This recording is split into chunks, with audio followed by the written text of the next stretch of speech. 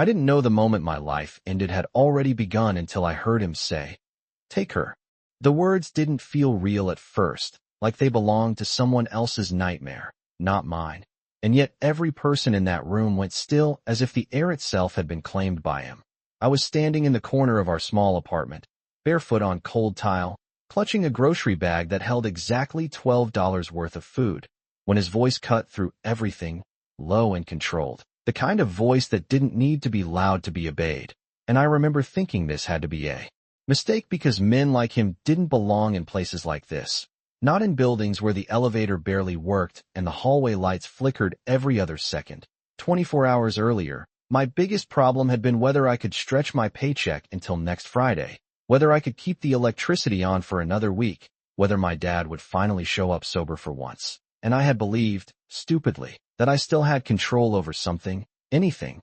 But now there were men in tailored suits standing in our living room like they owned it, like they owned the walls, the floor, the air I was breathing. And at the center of it all was him. I didn't look at him right away, not fully, just enough to see polished shoes that probably cost more than our rent, enough to notice how everyone else shifted slightly around him, giving him space without being told. And that was when my chest tightened because power doesn't need to announce itself. It just exists and people adjust. And I realized too late that this wasn't a visit. It was a collection. My father's voice broke somewhere behind me, shaky, desperate, saying things that didn't sound like him, numbers that didn't make sense, promises that felt thin even to my own ears, and I turned just enough to see his face, pale and hollow, like something had already been taken from him long before these men arrived. And I wanted to step forward, to say something, to fix it the way I always tried to fix everything, but my feet wouldn't move because something in the room had shifted the moment that man walked in, something invisible but absolute. Then I made the mistake of looking up, really looking at him. And for a second the noise around us disappeared, my father's voice, the hum of the broken fridge, even my own breathing. All of it faded under the weight of his gaze, because he wasn't looking at the room. He wasn't looking at my father. He was looking at me like he had already made a decision I hadn't been informed of, like I was the answer to a question I didn't even know had been asked. And when his eyes moved, slow and deliberate, taking me in as if memorizing something, I felt it, that quiet, terrifying certainty settling into my bones, the kind that doesn't come with shouting or threats but with calm, controlled inevitability.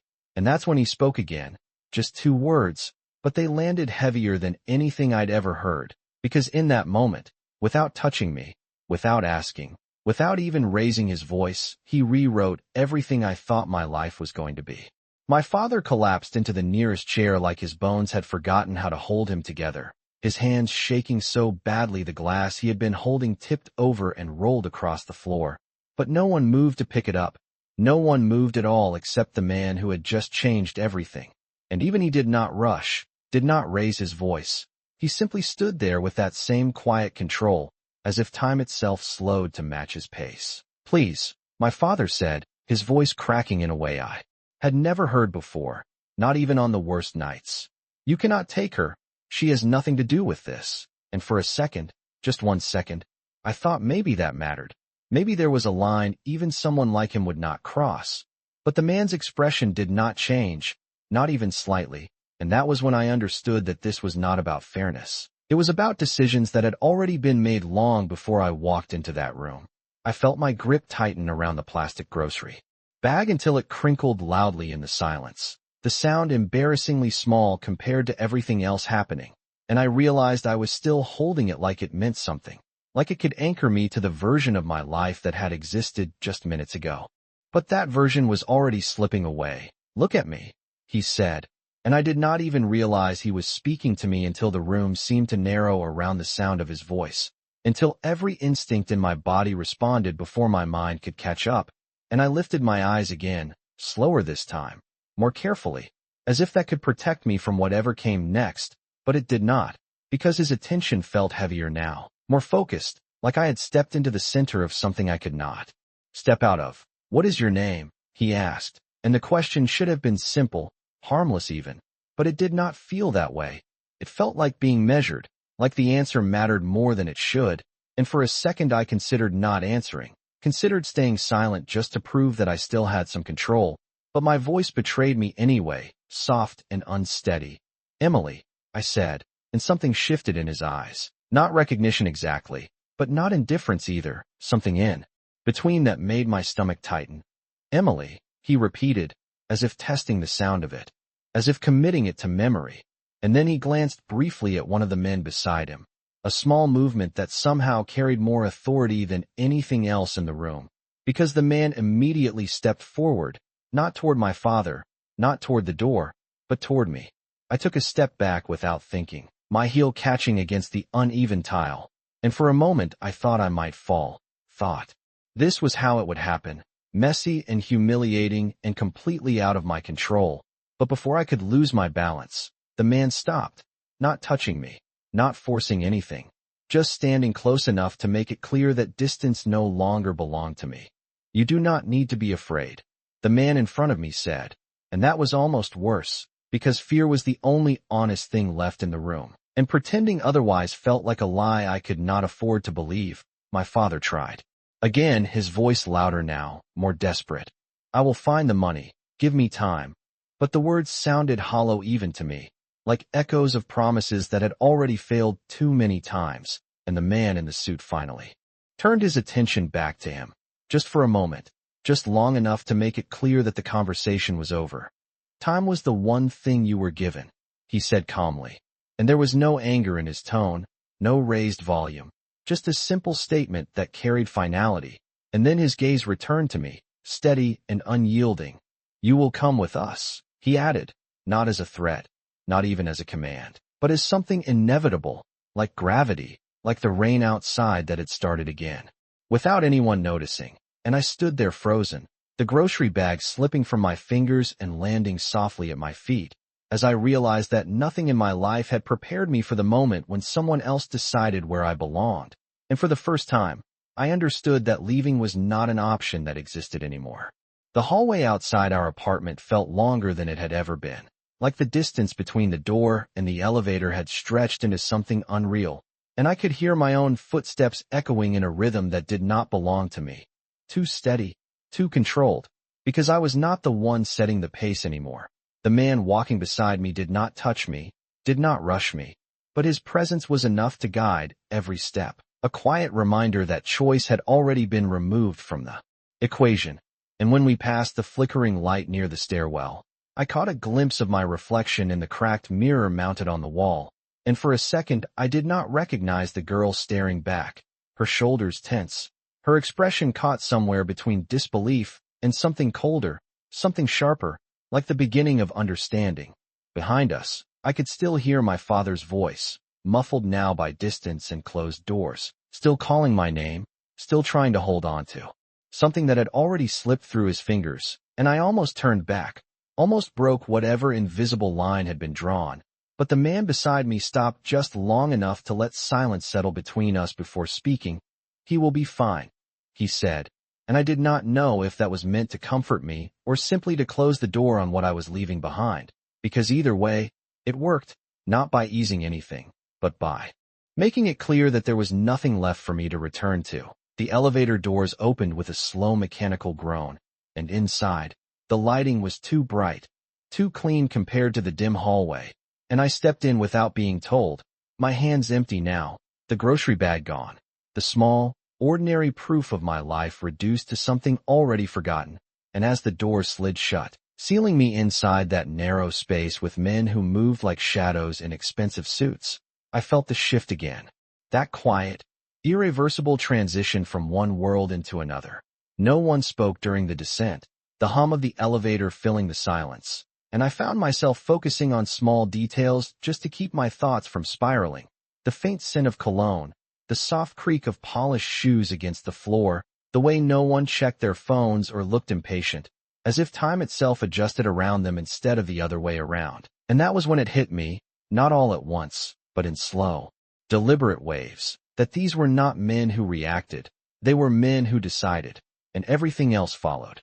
When the doors opened again, the night air rushed in, cool and sharp, carrying the faint scent of rain that had just begun to fall, and parked directly in front of the building was a black car, so pristine it looked untouched by the city around it, its surface reflecting the streetlights like glass. And for a moment I hesitated at the threshold, my feet rooted to the ground as I stared at it, because stepping toward that car felt like stepping off the edge of something I could never climb back onto. Emily. His voice came again, not louder, not harsher, just enough to pull me back from that edge, and I turned to find him standing a few feet away now, closer than before, his presence somehow even more defined under the dim glow of the streetlight.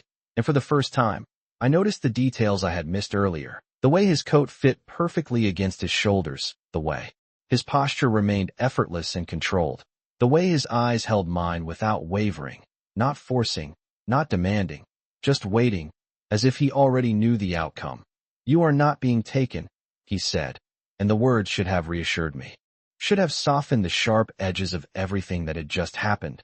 But they did not, because there was something in his tone, something precise and deliberate that made me understand the truth beneath them. "You are being moved," he added, and that single distinction settled heavily in my chest, because it meant this was not temporary, not a mistake to be corrected, but a decision already placed into motion.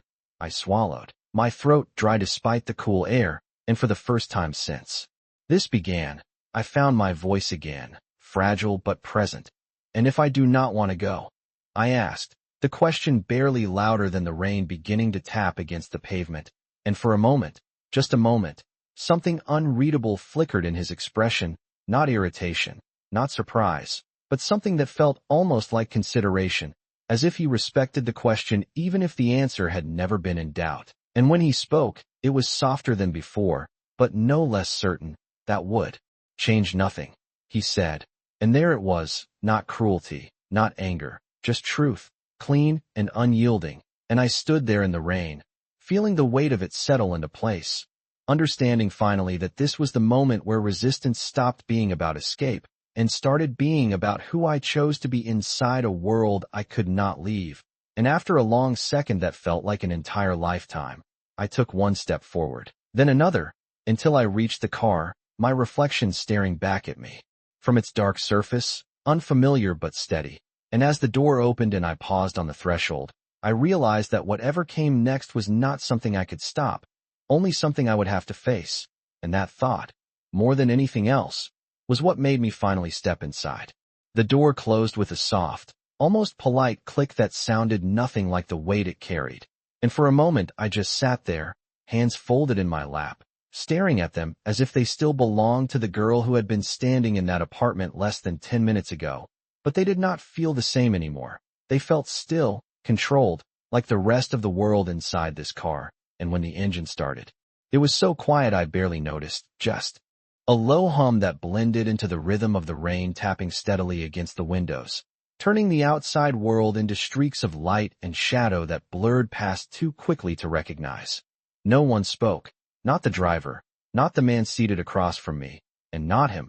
Even though I could feel his presence without looking, could feel the way the space seemed to orient itself around where he sat, like gravity had shifted slightly in his direction, and I kept my gaze forward, focusing on the faint reflection of city lights sliding across the glass, because looking at him felt like acknowledging something I was not ready to name yet.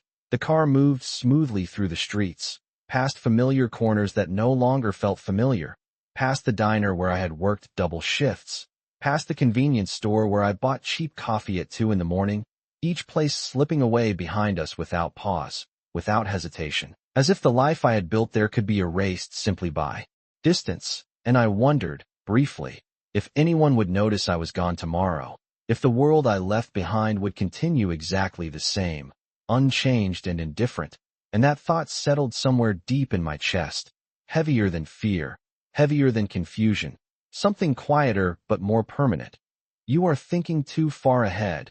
His voice broke through the silence, and I froze slightly, not because he sounded angry, but because he sounded certain, as if he had been following every thought, without needing to hear it spoken. And slowly, carefully, I turned my head just enough to meet his gaze, and for the first time since we left the apartment, I saw him clearly in the dim interior light, the sharp lines of his face softened slightly by shadow, his expression unreadable but focused entirely on me, not in a way that felt intrusive, but in a way that felt deliberate. Like I was the only thing in this moment that required his attention. What should I be thinking about? I asked, my voice steadier than I expected, and something flickered in his eyes again. That same unreadable shift that did not quite reach emotion, but hinted at something beneath the surface. And he leaned back slightly, one arm resting along the edge of the seat, as if this conversation was something he had anticipated, something already measured. The present, he said simply, and the word lingered between us, heavier than it should have been, because the present did not feel like something I owned anymore. It felt like something I had been placed into, something already arranged before I arrived. I let out a slow breath, turning back toward the window, watching the rain trace uneven paths down the glass, and I realized that I had not asked the one question that mattered most, not because I did not want the answer, but because I already feared what it would be. And yet the silence stretched long enough that it became unavoidable, pressing against my thoughts until I could not ignore it anymore. "Where are we going?" I asked quietly, and this time he did not answer right away. The pause just long enough to make me aware of it, just long enough to make the question feel larger than the words themselves.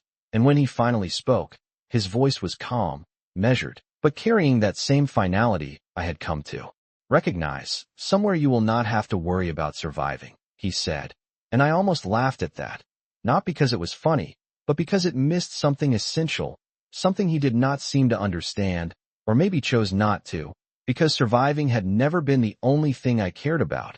It had just been the thing I could not escape. I shifted slightly in my seat, my fingers tightening together as I turned back toward him fully now, meeting his gaze without hesitation, because if this was my new reality, then I refused to move through it without asking the questions that still belonged to me. "And what will I have to worry about instead?" I asked, and for the first time, the corner of his mouth moved, not quite a smile, not quite anything I could define, but enough to signal that something in my question had reached him, something he had not expected, and when he answered, his voice was lower, quieter, but carrying more weight than anything he had said before. "Understanding where you stand," he replied, and the words settled into the space between us, not as a warning, not as a threat, but as a truth I would have to learn whether I wanted to or not. And as the car continued forward through the rain, carrying me farther away from everything I had known, I realized that this was not just about where I was going. It was about who I would have to become once I arrived. And that thought stayed with me, steady and unrelenting, as the city lights faded behind us, and the road ahead disappeared into darkness. The car slowed before I realized we had left the city behind, the steady rhythm of tires against pavement shifting as the smooth streets gave way to something quieter, less crowded, and when I looked out the window again, the reflections of neon lights had been replaced by long stretches of darkness broken only by distant street lamps and the occasional outline of trees swaying gently in the rain. And for the first time since I stepped inside that car, the silence felt different, heavier, like it was leading somewhere instead of just surrounding me. I straightened slightly in my seat without thinking, my body reacting before my mind caught up, because something about the change in movement told me we were close, not to a destination I understood, but to one that had already been decided for me. And across from me, he had not moved much at all, his posture still composed, his gaze steady, as if the passing time meant nothing to him, as if arrival was not something he anticipated but something he simply allowed. The car turned once, then again, the motion smooth and deliberate, and then I saw it, not all at once, but piece by piece through the rain-streaked glass, the outline of iron gates first, tall and precise, opening before we even fully stopped, followed by a long driveway lined with carefully placed lights that illuminated the path in a way that felt intentional, controlled, like every detail had been considered long before this moment. And as we moved forward, the house came into view, larger than anything I had ever been inside, not just in size but in presence, its structure rising out of the darkness with quiet authority, the kind that did not need to impress because it already knew what it was.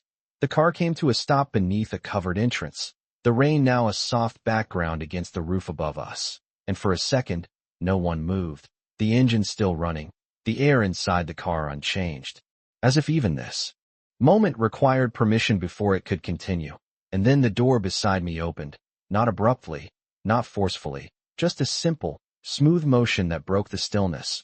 I did not step out right away, my hand resting lightly against the seat as I looked at the open space beyond the door, the polished stone beneath the lights, the faint reflection of my own outline distorted by the rain. And I realized that this was the point where hesitation no longer had any effect, where waiting would not change the outcome, and slowly, I shifted forward, placing my feet on the ground outside, the cool air brushing against my skin as I stood, my balance steady despite everything inside me that was not.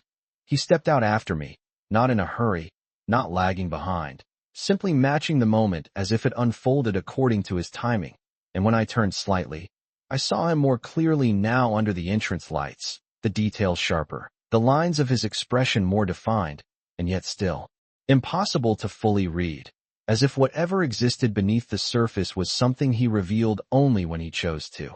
"This is where you will stay," he said, his voice calm, unforced, and I followed his gaze toward the house, taking in the scale of it again, the way it seemed both open and closed at the same time, welcoming in appearance but distant in feeling, and I wondered, briefly, if this place had ever been home to anyone in the way I understood the word, or if it had always been something else entirely. "Stay?" I repeated quietly, the word unfamiliar in this context, and I felt his attention return to me, not sharply, not impatiently, just present, waiting, and I turned to face him fully now, the rain soft against the edges of the moment. "For how long?" I asked, because time was the only thing I could still try to measure, the only thing that made sense to hold on to. And he regarded me for a second, his expression unchanged, but his answer came without hesitation, without uncertainty. "As long as it takes," he said, and the simplicity of it settled deeper than anything else he had told me, because it carried no limit, no boundary, just a duration defined by something I did not yet understand. I held his gaze for a moment longer, searching for something in it that might explain what that meant, what any of this meant, but there was nothing there that offered answers, only that same steady certainty that had followed him from the moment he stepped into my life. And as I turned back toward the house, taking the first step up toward the entrance, I felt it again, that shift, not just in where I was, but in who I was becoming. Because this was no longer about being taken or moved, it was about what I would do, inside a place that had already decided I belonged here. And as the doors opened silently ahead of me, I understood that whatever came next would not ask for my permission, it would expect my presence. The doors closed behind me with a quiet finality that echoed louder than any slam ever could, sealing the outside world away as if it had never existed in the first place. And for a moment, I just stood there in the center of the entrance hall, unsure of where to look, because everything felt too much and not enough at the same time. The space stretching high above me with ceilings that seemed to disappear into shadow, soft lighting tracing the edges of marble floors so polished they reflected every movement like a second version of reality beneath my feet.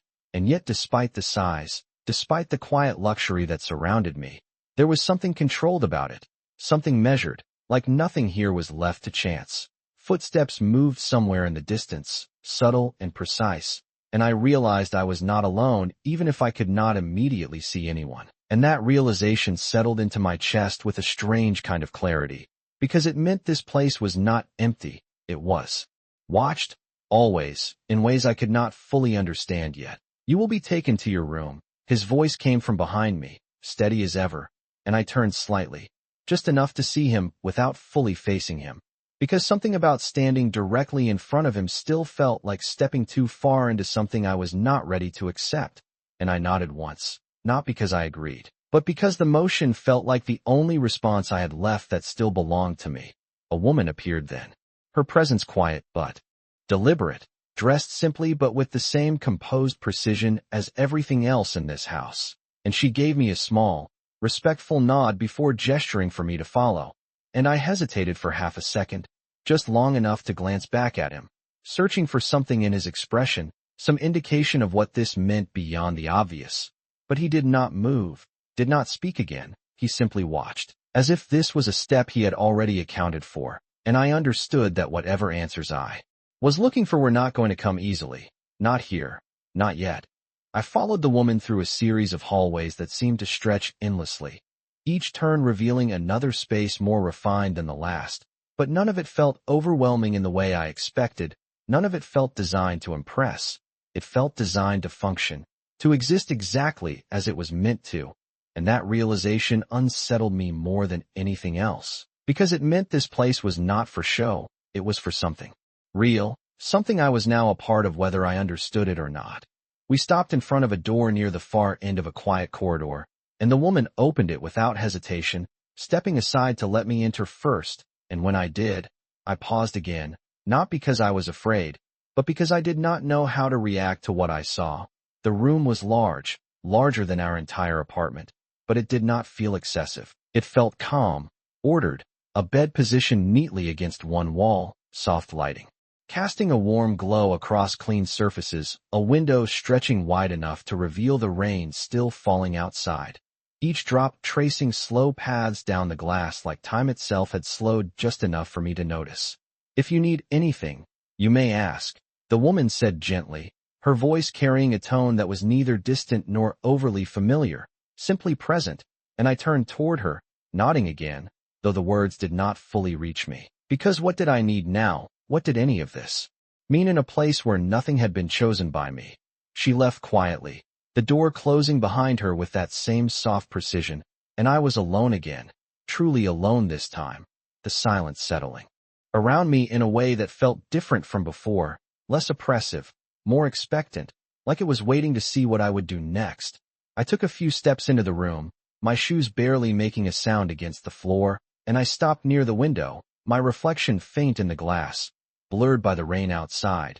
And for the first time since this began, I allowed myself to breathe without holding it back, slow and steady, trying to anchor myself to something that still felt real. And I realized then that nothing here was forcing me. No locked doors, no raised voices, no visible restraints. And yet the absence of those things did not feel like freedom. It felt like something else entirely, something quieter but far more absolute. Because it meant I was expected to stay, not because I could not leave, but because leaving had already been removed as an option long before I arrived. And as I rested my hand lightly against the cool surface of the window, watching the rain continue its steady descent, I understood that this place was not just where I would stay, it was where I would be defined. And that realization settled into me with a clarity I could not ignore, because for the first time, I was no longer asking what would happen next. I was asking who I would become when it did. I did not realize how quiet the room truly was until I stopped moving, until even the sound of my own breathing felt too loud against the stillness, and I stayed by the window longer than I meant to, watching the rain as if it could anchor me to something familiar, something predictable, but it did not. It just kept falling at its own steady pace, indifferent to everything that had changed.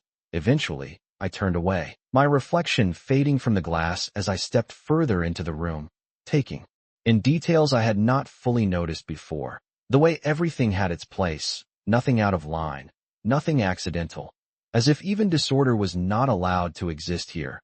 And that thought lingered in my mind as I moved slowly, almost cautiously, across the space, my fingertips brushing lightly against the edge of a table, the surface cool and smooth beneath my skin, real, solid, unlike everything else that still felt slightly out of reach. I sat on the edge of the bed, not fully committing to it, just enough to feel the softness beneath me, and I realized how tired I was, not the kind of tired that comes from long hours or lack of sleep, but something deeper, something that settled into my bones after too many things changed too quickly, and for a moment, I closed my eyes, just for a second, but even that felt dangerous, like if I let go for too long, I might lose whatever fragile hold I still had on myself. A knock came at the door, soft but precise, and my eyes opened immediately, my body straightening before I even thought about it, because I was already learning the rhythm of this place, already understanding that nothing here happened without intention, and I stood, smoothing my hands against my sides as if that could restore some sense of control. "Come in," I said, my voice steady despite everything. And the door opened just enough for the same woman from earlier to step inside, her movements as composed as before, her expression neutral but not cold. "Dinner has been prepared," she said, and for a moment, the words did not fully register, because the idea of something as ordinary as dinner felt almost out of place against everything else, and I blinked, grounding myself again. "I am not hungry," I replied quietly, and it was not entirely true. But hunger felt insignificant compared to everything else pressing against my thoughts. She did not argue, did not insist. She simply inclined her head slightly. "He asked that you join him," she added, and that changed something. Not outwardly, not in any visible way, but internally, like a shift in direction I could not ignore, because this was not a suggestion, it was not framed as one, and yet it was also not forced. It existed somewhere in between. That same space I was beginning to understand, where choice was present but already shaped. I hesitated for a fraction of a second, my mind weighing something I could not fully define. And then I nodded once, more to myself than to her. "All right," I said, and she stepped back, allowing me to follow, the door closing quietly behind us as we moved into the hallway once again. The walk felt shorter this time, or maybe I was just paying less attention to the distance, my focus shifting inward instead, trying to understand what this next moment meant, why he wanted me there, what role I was expected to play in something I still did not fully see. And when we reached the end of the corridor, she stopped, opening a set of double doors that led into a dining room that was just as carefully arranged as everything else, a long table set with precision, soft lighting casting a warm glow across the space, and at the far end, he was already there, seated, composed, as if he had been waiting not out of impatience, but out of certainty. I paused at the threshold, just for a second, taking in the scene, the distance between us, the quiet expectation that filled the room, and then I stepped forward, each movement deliberate, controlled, until I reached the chair across from him. And for a moment, neither of us spoke, the silence stretching just long enough to feel intentional. And then he looked up, meeting my gaze with that same steady focus, and said, "Sit," not sharply, not forcefully, just simply, and I realized as I lowered myself into the chair that this, whatever this was, had already begun long before I understood it, and I was now expected to be part of it, whether I knew how or not. The chair felt too comfortable for a moment like this, the kind of comfort that made you aware of everything else that was not, and I sat there with my hands resting lightly against the edge of the table, unsure where to place them, unsure what was expected, because nothing about this felt normal, not the quiet, not the distance between us, not the way he watched me as if this was not a meeting but a continuation of something I had not yet understood. The table was set for two, everything arranged with exact precision, silverware aligned perfectly, glasses placed just so, and a plate already waiting in front of me as if my presence had been anticipated long before I walked into the room. And that thought settled into my chest with a quiet weight, because it meant this was not spontaneous, it was intentional, every part of it. "You should eat," he said, his voice calm, not pressing, not demanding, just stating something as if it were obvious, and I glanced down at the plate, at the food I could barely focus on, my mind still catching up to everything else, and for a second, I considered refusing again, holding on to that small act of resistance. But I realized quickly that this was not about the food. It was about something else entirely, something quieter, more controlled. I picked up the fork slowly, my movements deliberate, and took a small bite, not because I wanted to, but because I understood that this moment carried more weight than it appeared, and when I looked back up, his gaze had not shifted, not even slightly, still steady, still focused, as if he was not watching what I did, but how I chose to do it. "Why me?" I asked finally, the question leaving my lips before I could stop it, because it had been building since the moment he said those words in the apartment, and the silence that followed felt different this time, not empty, but measured, like he was deciding how much to give, how much to hold back, and I waited, my eyes fixed on his, refusing to look away even when part of me wanted to. He leaned back slightly in his chair, his expression unchanged, but there was a shift in the air, subtle but unmistakable, like something had moved beneath the surface. "Because you were there," he said at first, and the answer felt too simple, too incomplete, and I held his gaze, letting the silence stretch just enough to make it clear that I did not accept that as the full truth, and for a second, something almost like approval flickered in his eyes. as if he had expected that response. And because you did not look away, he added, and that caught me off guard, not because I did not understand the words, but because I did not remember that moment clearly, not until now, when it replayed in my mind, the way I had looked at him, the way I had not dropped my gaze immediately like everyone else. And I felt a small, unexpected shift inside me, something I could not quite name. That is enough for you, I asked quietly, and he studied me for a second, longer than before, his attention sharp but not uncomfortable, just precise. It tells me what I need to know, he replied, and there was something in the way he said it, something final, as if he had already drawn conclusions I had not even begun to consider. I set the fork down gently, the sound barely audible against the table, and leaned back slightly, mirroring his posture without meaning to, and for the first time since this began, I felt something other than fear rise to the surface, something steadier, something that felt closer to clarity, because this was not random, it was not impulsive, it was calculated in a way I was only beginning to understand. And what is it that you think you know? I asked, my voice quieter now, but more certain, and this time, he did not answer immediately, his gaze holding mine with a weight that felt different, heavier, like this question mattered more than the others. And when he finally spoke, his voice was lower, more deliberate.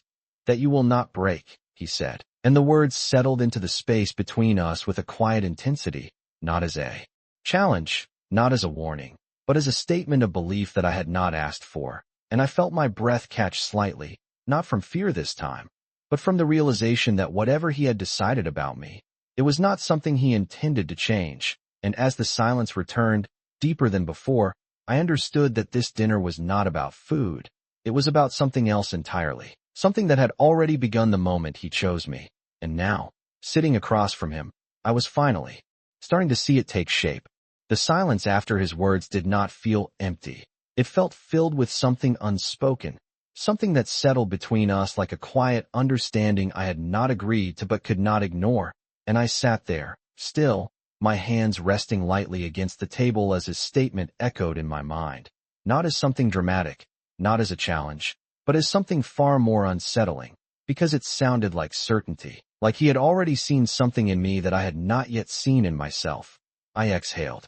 Slowly, my gaze dropping for a brief moment to the surface of the table before lifting again, steadier now, more deliberate, because if he believed something about me, then I needed to understand what that meant on my terms, not just his. And if you are wrong, I asked quietly, the question simple but carrying weight, and for a second, just a second, the corner of his expression shifted again, not into doubt, not into hesitation, but into something sharper, something that suggested he had already considered that possibility and dismissed it. I am not, he said, and there was no arrogance in it, no need to prove himself, just that same calm certainty that had followed him from the very beginning, and I felt something inside me respond to that, not fear, not resistance, but something closer to awareness, because whether I liked it or not, I was beginning to understand the way he saw the world, the way he made decisions, and then allowed everything else to fall into place around them. I leaned back slightly in my chair, my fingers loosening against the edge of the table as I studied him more carefully now, not as someone I needed to avoid, but as someone I needed to understand, because that felt like the only way forward that did not leave me completely lost inside this situation. And as I watched him, the details became clearer, the stillness in his posture, the precision in the way he spoke, the absence of unnecessary movement. Everything about him controlled, measured, intentional, and I realized that this was not just who he was, it was how he operated, how he shaped everything around him, including me. You decided before you walked into that apartment, I said, more to myself than to him, but the words were loud enough to reach across the table, and he did not interrupt, did not correct me, which told me more than any direct answer could have, and I felt that realization settle into place, solid and undeniable, because it meant that my presence there had not been chance, it had been part of something already in motion. You were not part of the original arrangement, he replied after a moment, his voice steady, and I tilted my head slightly, considering that, because it was not a denial, not entirely, but it was also not a confirmation in the way I expected, and I found myself leaning into that space between his words, searching for the truth that existed just beneath them. But you changed it, I said, finishing the thought for him. And this time, the silence that followed felt different, not empty, not measured, but almost like agreement.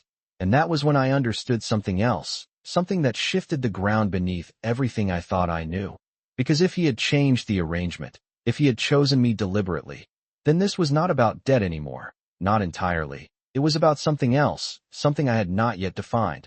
I stood slowly, not abruptly, not as a reaction, but as a decision, my chair sliding back with a soft sound against the floor, and for a second, I wondered if that would disrupt the balance of the room, if it would trigger some response, but it did not. He remained where he was, his gaze following me with the same calm attention, as if this was simply another step in something he was already observing. You said I need to understand where I stand, I said, my voice quiet but steady. And I moved a few steps away from the table, not retreating, just creating space, the distance, allowing me to think more clearly, to feel more grounded in my own presence rather than the one he carried so effortlessly, and I turned back to face him fully, meeting his gaze without hesitation. Then I need to know what this is, I continued, the question no longer just curiosity, but something closer to necessity, because I could not exist in this space without defining it in some way. He did not answer immediately, and I saw it then, not hesitation, but consideration, the way he measured his words before speaking, the way he chose what to reveal and what to hold back. And when he finally spoke, his voice was quieter than before, but no less certain. This is an arrangement, he said, and the word felt too small for what it represented, too simple for something that had already changed so much. And I held his gaze, waiting, knowing there was more, and after a moment, he added, one that will benefit you more than you understand yet. And I almost smiled at that, not because I believed it, but because it sounded like something I was meant to question, meant to push against. And for the first time since this began, I felt something shift inside me, something steady and intentional, something that felt like my own. Then I will decide that for myself, I said, the words leaving my lips with a clarity I had not expected, and the room fell quiet again. But this time it did not feel like silence imposed on me.